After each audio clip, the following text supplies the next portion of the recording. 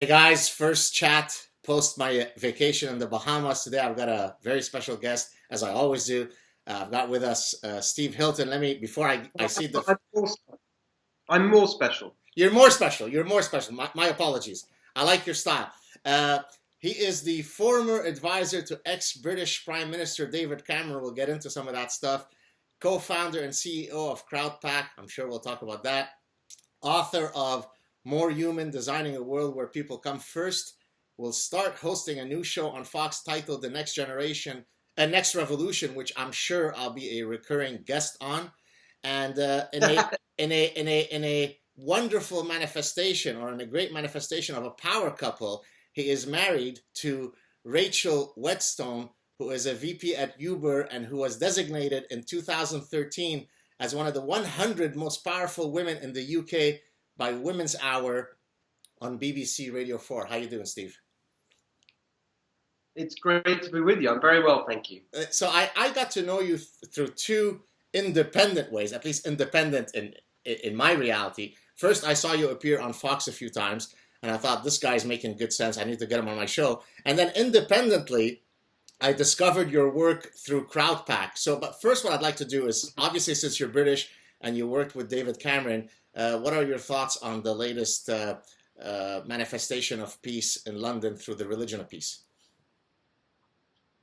I'm not sure I quite understand the question. Oh, really? So you're not getting my sarcasm? The attack that just happened in London. What are your thoughts on it? And perhaps more importantly, what do you think of the police saying that the motives may never be known to us? I didn't hear that they said that, and just I don't follow the day-to-day events in London that closely, so I may be missing things that have been said or argued. But it's just very clear to me that what that was about is what. Oh, your thing is frozen. You're completely frozen. An ideological war that has been in existence for many decades now. And I think that it's something that actually David Cameron really did understand and take seriously. And I think that the British government, certainly all through the Obama years, took it much more seriously than we saw here in America. And actually, I think the person that most that really got it, and actually was a bit of a, politically speaking, a lone voice on this for a number of years, was actually Tony Blair. I think he really made an effort right at the beginning of all of this to really try and understand what was going on. And the fact that this is not something, this war that we're facing, which we obviously didn't start, and which has a very specific aim in mind, which is the establishment of a global caliphate, is real. And to pretend that it's not is ridiculous. And to say that to pretend that equally that it has nothing to do with Islam, which a lot of people want to do, is also ridiculous.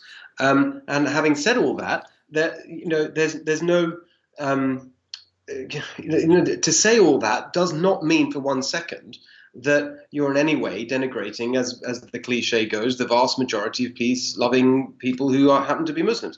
So I think that the lack of clarity and the political correctness around this is really, really dangerous. So now, I thought the British authorities were more clear-eyed about this. So that quote that you've just mentioned, I'm a little surprised to hear that, but I don't think that would be the position of Theresa May, the Prime Minister, or her team. I think that, remember, she was the Home Secretary.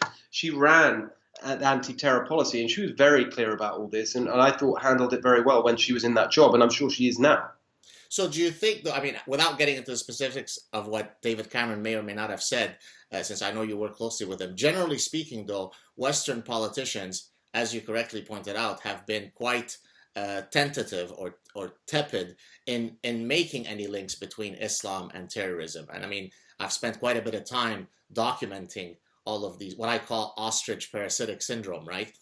Putting your head in the sand and refusing to, admit to realities that are as clear as the existence of gravity. Now, do you think, having worked within the political class, do you think that in most cases it's simply because they find it an optimally pragmatic position to take, but they are obviously aware of the link, or are some of them truly willfully ignorant about these realities? How do you view their positions? I think yeah, it's a really great question. I think that I want to try and be fair to the politicians. Let's just take President Obama as a good example. I think that he came across in his public statements around all this as more concerned with avoiding Islamophobia than with fighting this and winning this war against radical Islam. I want to get to the terminology a bit later because I've got a point of view about that, which I want to get to. But I think I want to be fair to President Obama and those who took that view. I think the reason that they worked so hard to avoid saying what many other people thought was completely obvious was that I think the reason they behaved like that was to say, look, if we're going to win this long-term struggle, then we have to have the cooperation of the Muslim world. Islam itself has to reform itself. We need to be involved in that. We need to work with them. We need allies. We can't just go around alienating and insulting people. And because everything around this issue is so sensitive, it's really important that we don't hint for once, don't give any kind of hint that we believe that this is actually an inevitable part of Islam, and therefore we have to avoid even using that term. I think that's their thinking. I think it was a kind of pragmatic approach to, well, how do we actually win this in the end? We've got to have allies on our side. And that's why I think, funnily enough, the language aspect of this is really important, because there isn't a satisfactory term. Because, you know, I come down on the side of saying, well, it's better to say something like use a term like radical Islam than just sort of pretend it has nothing to do with Islam. All these attacks are done in the name of that religion. However, I try to think really carefully about what would be an accurate way of trying to distinguish between our enemies in this war and the majority of Muslims who want no part of it. And I ended up with focusing on the actual, you know, the thing that defines those who are trying to destroy our civilization, and what it is exactly that they want. And they do want the global caliphate. That is the core thing that they want. And so I ended up saying, well, wouldn't it be helpful to try and adopt a term that really captures that idea?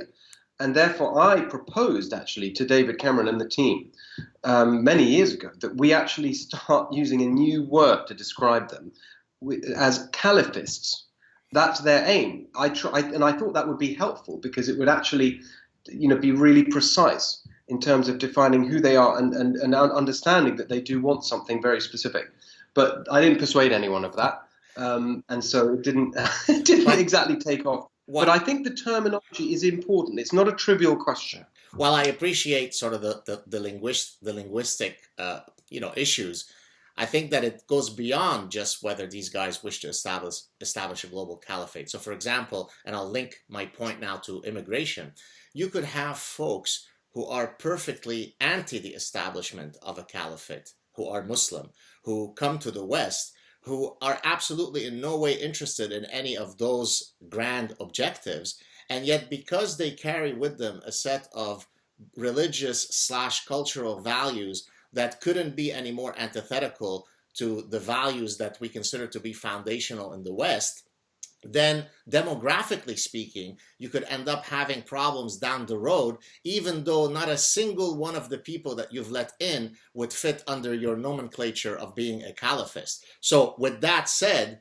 do you view the issue of the extent to which we've had an open border immigration policy to be problematic, or do you think that it is humane for us to simply continue along the same road? Well, it's interesting. I very well made point. I think that I think about it this way. In relation to immigration, I've always tended to focus on the economic impact of immigration. So I'm a firm believer in controlling immigration. I think the open borders philosophy has been a disaster. That's one of the reasons I thought it was so important for Britain to leave the EU. And I think that for me, the biggest negative impact from the open borders philosophy and uncontrolled immigration has actually been economic, in the sense of keeping millions and millions of people out of work. Well, it's the import. Well, we know what the story. The importing of cheap labour that has taken the pressure off both of government authorities and employers in countries like the UK and the US to actually do something about working people who are just not working, who are stuck out of work and living lives of poverty for generation after generation, because the needs of the economy are just met by importing cheap, unskilled labour. That's tended to be my focus around the immigration debate. I mean, I think that the point about living by the values of a civilized society as we would define it in the West, I think that that's completely right. So on issues like gender equality, the treatment of women, and so on, I think that that is something that we have to really stand up for, and that's why I think the doctrine of multiculturalism was so destructive. And for example, in the UK, I think one of the key issues there, for example, is the treatment of women, and particularly that's why one of the things that I know that we focused on in the British government when I was there, and I don't know if they still do, was speaking English, because one of the things that actively happens, and there was a report on this, a social cohesion report done by a very experienced official, not who I know and rate very highly, just a couple of months ago, I think, in the UK. And there's a staggeringly high proportion of women of Asian origin in the UK who don't speak English, who are basically kept and actually prevented from speaking English and learning English by their families, precisely in order that they don't have the ability to participate fully in the life of their community. They're pretty much trapped as prisoners. And actually speaking English is one of the things that they're not allowed to do in order to keep them controlled. So I think on all those issues, I think that, of course it's right that we've got to prioritize the values that are foundational to our societies. And I think gender equality is like the biggest one. Well, I agree with you. Right. You can do that through. I mean, you're not. I mean, I guess. I don't know. I can't remember. I remember when you used to come in the old days to the US as a visitor, and you had that green form, and you had to sort of tick various boxes like I'm not a Nazi, I'm not a terrorist, or whatever, And so I think that the concept of asking people who want to come and live in your country that they should they should live by the values of that country is completely reasonable. Although I think that this point speaks to the idea of extreme vetting, which frankly I think is ultimately nonsensical, because if you take people who are coming from societies where, say, for example, you take Pew surveys, which are very accurate and unbiased scientific surveys, where you, let's say, poll people about their views of Jews. And if you have societies that have 95, 96, 99% genocidal hatred, it stops being a small minority. I mean, last I checked, 99% of a population is not a small minority. It's almost the full majority. So it wouldn't be difficult for most people to beat a set of questions if they know what are the expected answers, right? I mean, do you believe that Jews are equal to everybody else? Well, I could either say yes or I could say no, and I know what is expected of me. Do you believe that women should have access to their clitorises? Yes or no? So in other words, it's unclear to me that any type of very poignant questioning could ultimately not be beatable. So what then does it mean to say extreme vetting when you don't have a machine that can get to the real heart and mind of a person? It makes no sense to me. I don't know. I mean, I really genuinely have no knowledge of what's planned or have been involved in these kinds of things before. It's not particularly an area of policy that I've ever got involved in. But I think that certainly one direct, it may not be the complete answer, but one part of the answer I think can be found on, through technology in terms of, reviewing how the things that people have said. We now have a much sort of, easier way to track people's past comments on Facebook and other places that might give a clue as to their true intentions. So I think that feels like an obvious place to go to try and get a true picture that can't be gamed by people. Yeah. Speaking of which, you may have heard that Canada has recently passed a motion called M103, which condemns Islamophobia and so on. And so, based on that, you might potentially expect me down the line to be sent to Gulag number 13 for re-education, because if they were to do an analysis of my Twitter and Facebook feeds, let alone my writings and other venues, then I think I'm on the first train to the Gulag. So yes, that technology is a wonderful tool, but also it could be a rather nefarious tool when the government has so much power over you.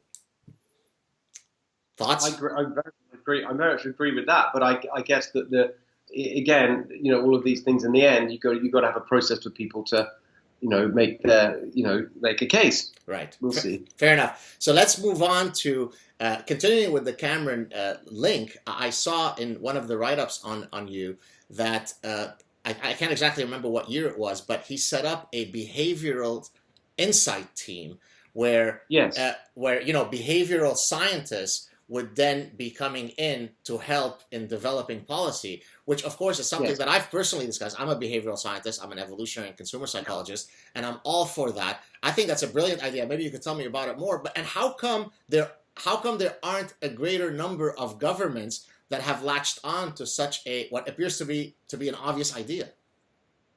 Well, it's interesting. I think that maybe that's changing. The origin of it is I can trace back, which is so my best friend and a guy called Rohan Silva worked with us in before we became before the election that resulted in us being in government. So this is when we were in opposition, in the opposition party, and developing our agenda and our policies. And he Rohan came across the book Nudge, the Thaler and Sunstein book, and thought it was great, and ordered a bunch of copies and circulated the copies to our team. And David Cameron, I think Rohan tells a story of like David Cameron actually coming by his desk.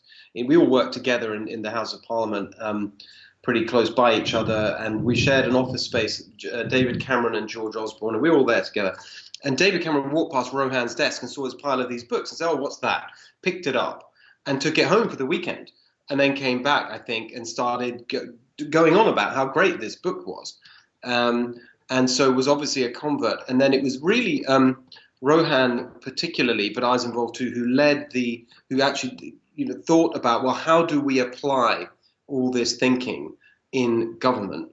And that's what led us to create a kind of team that would be based centrally within the government, that would, rather than just sort of telling everyone what to do, would actually be a place where and the way, almost like an internal consultancy, that's how we framed it, where particular parts of the government who had particular challenges could come to this team and say, look, we're trying to, get people to save for their retirement. We're trying to increase the effectiveness of the letters that we send out to get money back from people in taxes. We're trying to get people to eat more healthily, whatever it may be, all these various things that government tries to do, because actually an awful lot of what government tries to do is about influencing behavior. And so that was the origin, and we got a great guy to set it up, a guy called David Halpern, who was a very experienced official and had worked in Tony Blair's government. We got him he really understood the territory very well and had written a great report on it prior to working with us. And so it just all came together.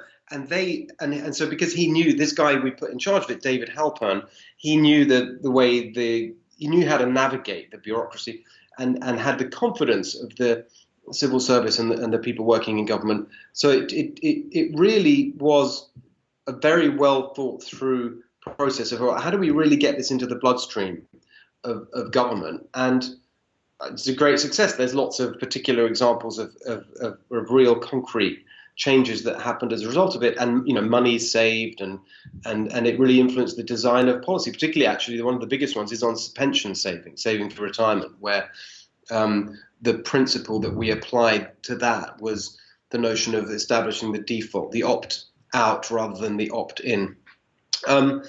But in terms of the international thing, I think actually it was such a success that. And I think this happened after I moved to America, so it's after my time. I think what they did was take that unit of people, a kind of team of people, it was actually called the Behavioral Insights Team, and turn it into a kind of separate non-profit social enterprise that was, in order that it should have the freedom to consult with other governments internationally. And that happened a few years ago. So I think that's happening. But I don't know. Well, it might interest you to know. I mean, all that you're saying is music to my ear, because it might interest you to know that Richard Thaler was my professor at Cornell University when I was doing my PhD. So that's amazing. Well, funny enough, we had a hilarious thing. I think Thaler writes about this in his book, the second one. I can't remember what the second one was called. And we actually went. That reminds me of a train. We went to Paris to see the French government, who wanted to learn about what we'd done. This was I can't remember who would have been the president. Sarkozy, that's right.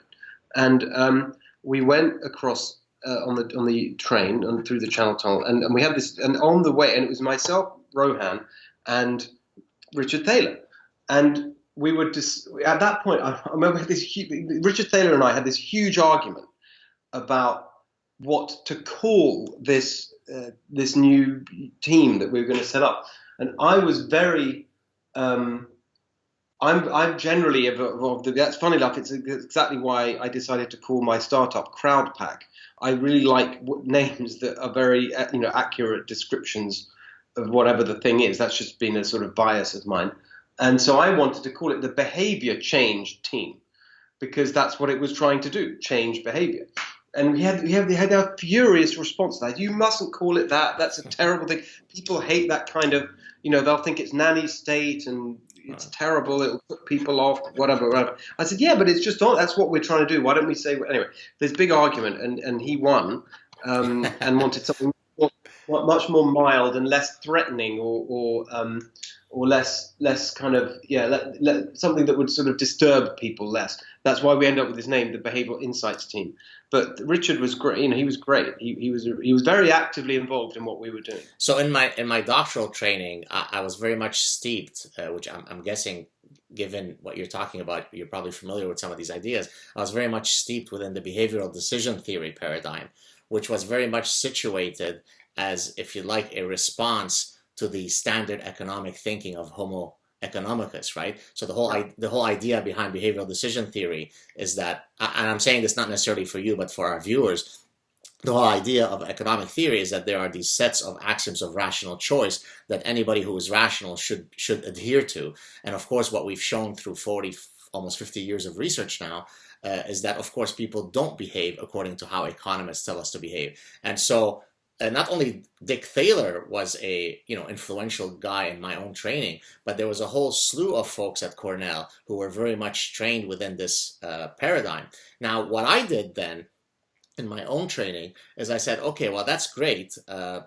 Clearly the economists are wrong and behavioral decision theorists have shown how we make decisions. I then pushed this argument further and said, and hence here's where the evolutionary part comes in. Well, why is it that our brains would have evolved to apply the decision rules that they do? And hence, so what I do is I infuse evolutionary thinking and biology and understanding the structure and the architecture of our decision making. And that's one thing that if you'd like, I regret that more behavioral decision theorists, including folks as luminary as Dick Thaler, that they've been able to do all of their research without ever uttering the word biology, evolution, or Darwin once. Ultimately, our brains didn't come out of mysterious magic. They come through a very clear evolutionary process. And I think that if you infuse evolutionary theory within the stuff that Dick Thaler does, then you have the ultimate explanatory framework for understanding anything, including what you do in your own company, which I guess we'll talk about soon.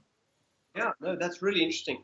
I love that. You should talk to Rohan. He would love that as well. That'd be great. But because he's very interested in that field as well. He runs an amazing business now, actually, called Second Home, in London and elsewhere. But as a digression, the other thing I'd say is that on the kind of application of all of that, I found that it was just being very practical about how you persuade people. There was a very interesting lesson about how you make change happen in government, which is that there's just this inbuilt skepticism about all of this stuff that the kind of serious people consider to be kind of flaky and whatever. And actually, well, it was an interesting kind of process where we went through and said, well, let's try and win their confidence by starting with with particular areas of policy where you kind of save money, something hardcore that the Treasury will be happy with, and then once you do that, you can move on to more, to areas where once you've got their confidence, they'll be more likely to accept it. The other thing is that when we moved here, so I moved here, it was nearly 5 years ago, and before I started CrowdPac, in fact, the kind of, I guess the thing that really prompted me in the end to start CrowdPac was I was teaching at Stanford, and where I will be giving a talk next Wednesday. Okay, very cool. So I taught a class in the public policy department, but also at this rather amazing bit of the university called the D School. I don't know how many of our viewers will be familiar with it. The D stands for design, right, and its full name is Institute of Design, or the Hasso-Plattner Institute of Design at Stanford. And really what's taught there is this incredibly influential methodology for innovation, which is really the methodology that's been adopted by all the tech firms in Silicon Valley. It's kind of a pure academic distillation of the way that tech firms build and launch products, which goes by a number of different names, either design thinking or human-centered design or whatever. But I taught a class there with others, which was applying that methodology of human-centered design to public policy. And of course, there's a massive role there for behavioral science, and that's one of the things that we would. I remember when we were, teaching various things with the students, and they all have to. The whole point of the D School is that students, when they take a class, it's not just academic. They actually have to design and then prototype and test something in the real world with real people and get feedback and redesign it and keep going in that sort of cycle during the 10 weeks of the class. So it's very, very hands-on.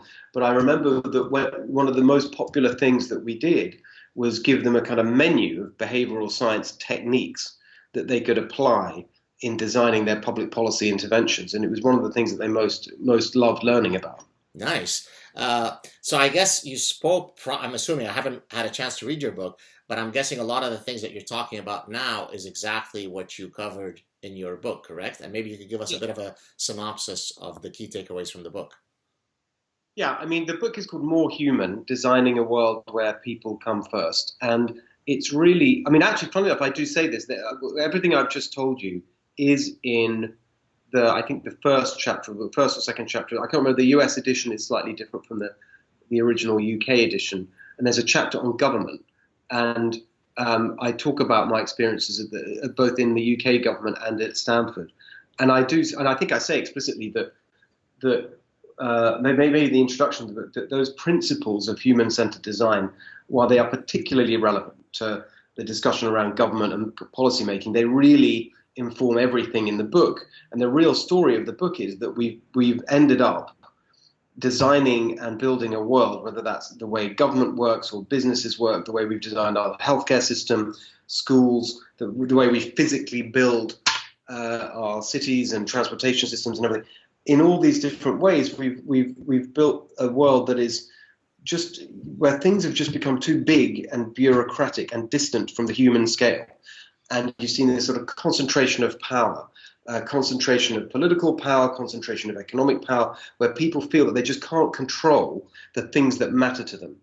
And that's really what flows all the way through the book, is that we need an agenda for revolutionary decentralization of power so that people can actually control what matters to them, make the decisions that affect their lives, and relate to each other on a human level, and thereby make the world more human. That's the elevator. The elevator story. Let me introduce some evolutionary thinking into what you just said, and then get your response on it. As I read the little snippets on your book, I saw a whole bunch of opportunities where evolutionary thinking could get in. And I'll give you one or two examples. So a second ago, you mentioned how do you design, cities and schools and so on. Well, there is a field called evolutionary architecture or biophilic design, which basically looks at how do you apply evolutionary principles in creating, for example, urban spaces or interior spaces or hospital rooms or school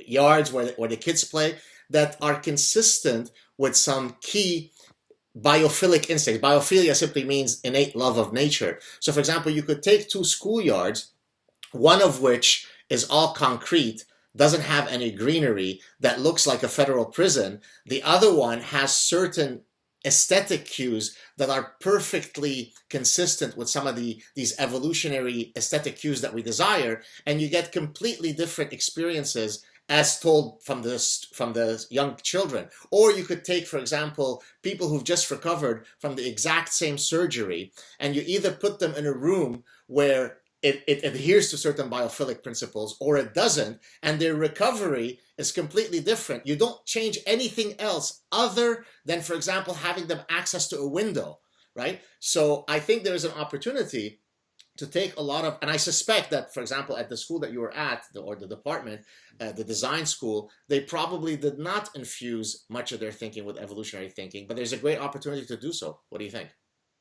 Yeah, well, it's very funny you should talk like that, because I actually too talk about this, because great. In the book, I just had a little thing that says connection lost. Is everything still okay? Can you hear me okay? Oh, I can hear you, and it looks like the counter is going, so I hope that we're good.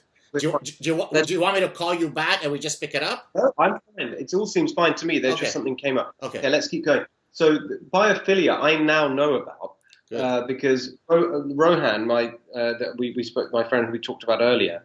So what, in fact, you would like, and I write about this in the book. There's a chapter of More Human called Spaces, which talks about biophilia. Nice. Now, I learned about biophilia from Rohan, who actually has started this company called Second Home. Actually, now you've mentioned it, you should look up his website. I think is secondhome.io, and you literally, if you go on there, you'll find a little video when there's sort of videos about us and introduction to Second Home.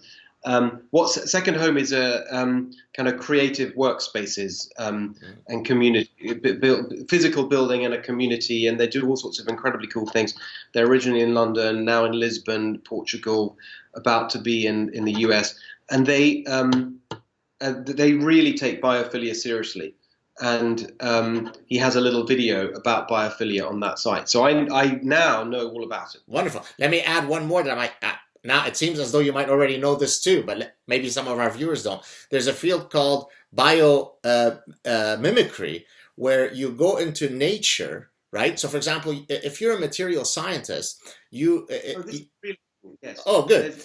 So you might realize that the strength of a spider's silk or the adhesive properties of a gecko's feet are much more sublime than anything that all of the PhDs at Stanford could ever come up with. And so what you do is you go to nature, which ultimately is the greatest of all product innovators, right? It has had millions, if not billions of years to tinker through evolution to come up with optimal, quote, products, and then you try to mimic them.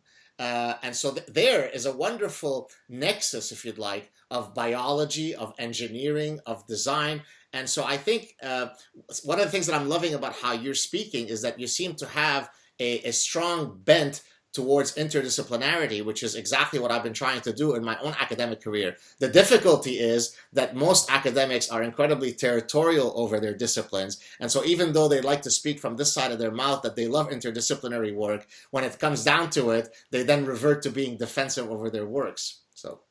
Yeah, well, I think, the D School is a place where that is very much a part of the thinking. But look, I don't want to mislead you or our viewers. I'm not a particularly academic-minded kind of person, so I don't want to come over as more of an expert than I really am. And I actually, to be completely honest, a lot of this, a lot of this stuff that we're talking about, I did genuinely learn from my friend Rohan, who's been an incredibly big influence on my thinking in this area, has introduced me to a lot of these concepts, which is one of the reasons I actually dedicated the book to him. And biomimicry we learnt about when we were researching policy ideas whilst working in the Conservative Party, trying to put together our agenda for government. We made regular trips across to Stanford and MIT and Harvard just to sort of see what was going on. And in fact, on one of those trips, we met an amazing woman at MIT whose name I can't remember, who specializes in biomimicry. And it was just such an eye-opener. And what I loved about all of that, just as I remember, I had this, this happens to me a lot when I meet people much cleverer than I am, much better read and with much better experience. And it happened to me when I first met Nassim Taleb. I don't know if you know. You mean Nassim Taleb, the very good friend of mine? No, tell me about him. So when I first met him, I thought that might be. So when I first met him, which was in New York, actually, again arranged by Rohan, I just remember saying to him, like, we just connected straight away, and just were firing off about how much we agreed with each other. And as I said to him, so I love it when people give, smart people give intellectual backup to my prejudices, because I'm not particularly well read and I'm not a particularly academic or intellectual person, but I love it when something that I feel and just instinctively sense turns out to have a huge kind of landscape of proper academic work supporting it. Beautiful. So let's natural transition to your, I guess, current baby, CrowdPac. Before I ask you to explain what it is, let me tell you my sole exposure to it. I was doing so one of the things that I do, so of course I've got my scientific career, but I also have my public engagement as a public intellectual where I weigh in on all sorts of issues. One of the things that I weigh in on is the lack of intellectual diversity on university campuses. And at one point I was doing a search to look at, political diversity in other professions. And then I came across that wonderful figure from CrowdPac, which basically places all these different professions on this continuum of sort of liberal to conservative. And I think 3 of the top 4 most liberal ones is where most people get all of their information from, which is the entertainment industry, the media, and of course academia. And so with that introduction, tell me about your company, which seems like a very cool project. Good. Well, I'll tell you. Well, I think so. But I would say that just specifically on that, just to give fuller detail on that. That data that you saw that we produced is based on political contributions, because my co-founder, there's 2 of us. There's Adam. Sorry, 3 of us in total. So my 2 other co-founders of CrowdPac are Giselle Kordestani, who's downstairs here in the office. I'm speaking to you from our office in San Francisco, and Adam Bonica. Now, Adam is a professor at Stanford and in the political science department. He's also a data scientist, and he's probably the leading academic expert on campaign finance in America. And one of the things that he's done is literally gather the data on all the public data on every political donation in America since 1980. Wow. And turn it and analyze it and look at the patterns of who gives to which candidates over the years. And he's built a predictive algorithm that basically means that we can look at any candidate and predict how liberal or conservative they are on a scale based on their donors. Because it turns out that when you look at the hundreds of millions of political donations over the years, they are a very good predictor of how a candidate would behave in office. Now, the data that you talked about, that's actually the good thing about campaign contributions in America and political donations is that there are many rules around transparency. So when you make a political donation in America, you are required to publicly declare not only your name, your address, and who you're giving to and so on, but also your occupation, who is your employer. That's very useful. Now, this is all done in the name of anti-corruption, laughably, given that there's so much corruption that still goes on, but still, it's very helpful to data scientists because it means that you can actually look at political contributions based on professions, and we get all sorts of interesting things. So in a way, it's a bit of a sideline. It's not our core business, but there's a lot of fun. And if people go to our website and look at the data, there's all sorts of things. You can say, well, what are the political, look at people who when they make a donation, they put their occupation as something to do with the entertainment industry, who do they give to? Turns out they overwhelmingly give to Democrats. And so that's not just a myth, that's the actual data over decades of looking at hundreds of millions of actual individual donations. And it is fascinating. There's lots there. I'll tell you that, as I say, it is a bit of it's interesting, but it's a sideline. The real point of CrowdPac is to open up the political system, so it's not just the insiders, but anyone can participate easily, can take action, and we really focus on helping people organize and raise money for candidates and causes. So one simple way of thinking about it is like a crowdfunding site for politics, where you can, we're building very simple tools that make it easier for people to run for office, whether that's at the local level, the state level, or the federal level, to quickly raise money, to start testing the waters if they want to run, and just open it up so you don't need all that kind of infrastructure of campaign consultants and lawyers and all the rest of it. You can just start running, get involved, see if you've got the support. That's the kind of thing. So, for example, we've got a specific tool that we've built, our sort of conditional pledge tool, which means that you can create in a minute or so a crowdfunding page on crowdpac.com, and then you can share that with your network, and people can pledge to your campaign even before you actually start officially running. So you can say, look, I'm thinking of running for town council or mayor of my town or state legislature, whatever it may be. Congress, it's up to you. You can say, I'm thinking of running, pledge to my campaign. Your card is only charged if I run. And that is a really important step, because it takes away a lot of their barriers, the sort of mental barriers that people have, who otherwise might be really, might make a great contribution, but they're not political insiders. And so we're seeing incredible response to that. Loads of people running for office at all levels, including for Congress right now. But also organizing campaigns, getting involved in politics locally. The whole mission of CrowdPac, as we put it, is to give politics back to people, to take the power. It actually goes back to what we were saying earlier about the concentration of power. That's absolutely happened in the political system. This is a non-partisan issue, and it's all to do with the infrastructure of the party system, and that in the end is all about money, because what happens is if you run for office, there's the way of doing it. You raise money. If you're on the left, you get it from the unions, and if you're on the right, you get it from big corporations, and then you're stuck in this kind of train tracks of doing what your donors want. It's a point that Trump made very powerfully in the election campaign, and Bernie Sanders, both of them, very powerfully resonated with people, which is the politicians are puppets of their donors, and that is absolutely true. And that's why you don't get creative policy making. That's why you get the same old outcomes, whoever's elected. That's one of the reasons why people are so fed up with the whole system. So what we're trying to do, I guess one way of thinking about what we're doing is, if you look at, obviously this point about big money in politics and the way that money distorts politics is not a new point. People have been making this argument for years. Very good people, different kind of efforts and campaigns to try and change that.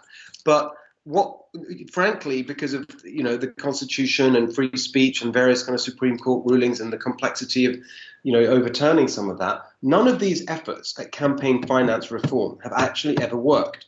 And so what we're trying to do is see if we can make change happen, if you like, through the market, not by changing the system, but by actually working within the system. And so in a way, what we're saying is that the answer to the problem of money in politics is not less money, it's more money from more people, more small donors, more people getting involved. That will then mean that you dilute the influence of the big money donors, and you will get, and this is the real dream that I have, is that through CrowdPac we get more independent and independent-minded candidates running for office and being elected, who are not captured by the ideology and the interest that got them there, because they got there on their own using a platform that is of the people rather than the interests. Now, is this something that ultimately could be transportable to other countries and to to other domains? I mean, are the algorithms or the templates that you're talking about strictly, constrained by the political process, or could you think of other domains of, human import where your approach might also be applied? Well, our aim is to, in sort of true Silicon Valley style, our aim is to be the way we describe it. We want to be the world's platform for political organizing and fundraising and for political action. Look, we're still a very young company and we're just getting going, but we have launched in the UK and we have launched in France for the presidential election that's going on there right now.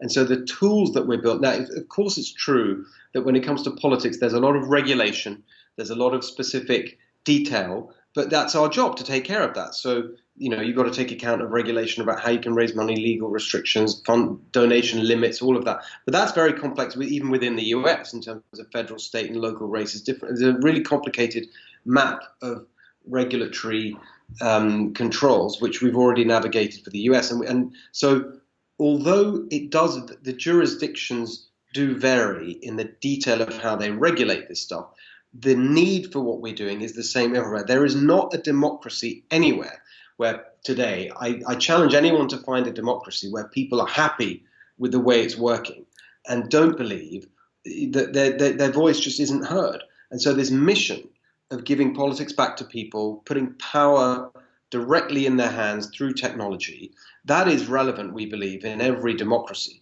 And so, we're just starting, but we're hoping to be able to, as I say, we're in the UK already, we're in France, and more countries over the years. But I think that in terms of other areas of human endeavor, we are, our focus is politics and issues. So we're not going to have everything under the sun, but anything that, it's not just the political system, it's advocacy and campaigning around issues, which doesn't necessarily have to involve actually running for office, although that is a big part of what we do. Got it. Last question, because I know that you have another meeting shortly.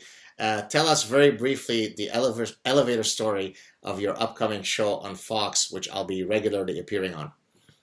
Right. So the simple aim there is to be a place where we put forward and debate what I would describe as positive populism. So that word populism, much used in the last kind of 18 months, 2 years, as being a word that's being applied to these kind of real political upheavals that you've seen in the UK with Brexit, in the US with Bernie Sanders and with Donald Trump. And, there's a lot of discussion, is that going to happen in France with Marine? So there's this sort of notion of this populist uprising. I think it's actually a bit simplistic that there's more differences between them than people give credit for. But there is something going on. And I think it connects to the argument, my take on it is that it's the same as the argument that I make in More Human, which is that basically certainly for the last 30 years or so, regardless of who actually wins elections, you've had the same. You've had a kind of globalized technocratic elite that have driven policy, and we've been run by and the sort of people involved in that, obviously the politicians, but the people who are really in charge, it seems to me, are a bunch of sort of bankers and bureaucrats and accountants and technocrats who have a very clear agenda that they're pushing, which is uncritical of globalization.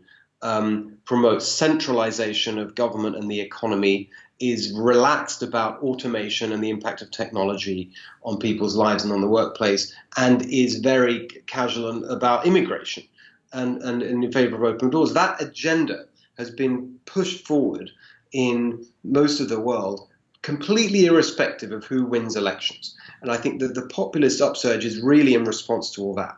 Now, there's a lot of that word populism right now, I think that it depends, on your point of view, but I mean, it's certainly used as a pejorative by a lot of people in the media. And my intention with the show on Fox is to present the positive side of it. And what is positive populism? It's about giving people on the very basic level and the kind of economic security that so many people just don't have at all, and I think that there's been this incredible lack of empathy for the people who've benefited from that technocratic agenda, for the kind of half or more of people who live in their country who actually have really got tough lives, there's been a complete collapse of economic security. There's been for millions and millions of people, there's been a collapse of their ability to, as we were talking earlier, control the things that matter to them. They feel sort of pushed around. It's not just government. It's the way they're dealt by these giant corporations that are allowed to just merge and get bigger and bigger and bigger. So you have so many marketplaces where there's no competition because they're just captured by these giant corporations. So I think there's a whole agenda there that is really interesting. And what I think we need is a kind of revolutionary reform of these structures in government, in politics, and the economy to kind of break up these concentrations of power and put power back in people's hands. And that, to me, is positive populism. And that's what I want to make the argument for on this show and discuss and debate. When is the inaugural episode? Well, we're not quite certain, but it's probably in a few weeks. The only reason I can't give an exact date is because we're going to be doing it from the Fox News bureau down in LA, and they're rebuilding the set and making it all ready, and so there's construction work going on, and so hopefully it'll be early May, but not quite certain exactly which date, but within weeks. Wonderful. So it's going to be exciting. I'm really excited about it, and I just feel incredibly lucky to have the opportunity to be able to kind of make that argument in that way on Fox and hopefully beyond. Well, a real pleasure having you on the show. I know you have to go. Stay on the line for a second so I can tell you goodbye offline. Thank you so much for joining us, Steve. Thank you. It was a real pleasure. Thanks. Likewise. Cheers.